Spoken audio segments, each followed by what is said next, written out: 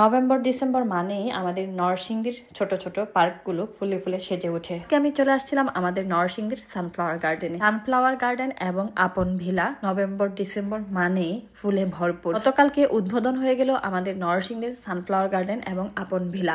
যারা এই জায়গাটা অনেক বেশি পছন্দ করেন তারা ঘুরতে চলে আসতে পারেন। এই বছরে কিন্তু সানফ্লাওয়ার গার্ডেনে অন্যরকম একটু আকর্ষণ রয়েছে।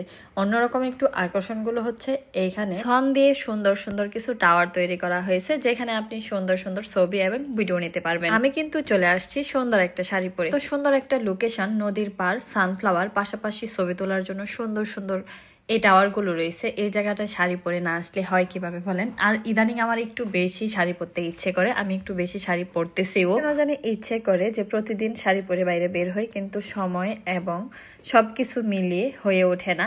তো আপনারা একটু দোয়া করবেন আমার যেন অনেক বেশি সময় হয়, আমি যেন প্রতিদিন শাড়ি পরে বের হতে পারি। নরসিংদীর ভালোবাসার মানুষজন নরসিংদীর ভিডিওগুলো একটু বেশি বেশি করে শেয়ার করবেন। শেয়ারের মাধ্যমে আমাদের নরসিংদীর সুন্দর সুন্দর স্পটগুলো সারা বাংলাদেশের সামনে আমরা তুলে ধরি। কি বলে বেশি বকবক করতেছি, বকবকের ফাঁকে একটু লোকেশনটা বলে নেই। আপনারা আবার বলবেন এই মেয়ে বকবক শুরু করছে আর লোকেশন বলে না। লোকেশন হচ্ছে আমাদের নরসিংদীর নাগৈরাকান্দির ব্রিজের নিচে আপন ভিলা এবং সেই সানফ্লাওয়ার গার্ডেন, যে সানফ্লাওয়ার গার্ডেনের ভিডিও আমি প্রতি বছর অনেক বেশি দিয়ে থাকি। ফুল ফোটা শুরু হয়ে গেছে মানে এখানে সামনে আরো অনেক অনেক চমক রয়েছে, সব যে এরকমটা প্রতি বছরই থেকে থাকে। এইদিকে দেখেন অবস্থা, মেয়েরা নাকি শুধু বেশি ছবি তোলে।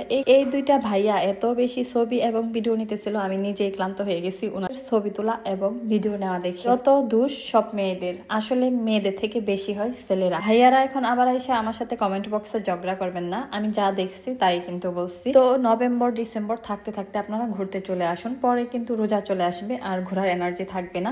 বিকেলবেলা তখন আমরা মেয়েরা ছেলেরা সবাই অনেক বেশি ব্যস্ত থাকবো। তো ভিডিওটি এখানে শেষ করব, দেখা হবে পরবর্তী ভিডিওতে। আল্লাহ হাফেজ।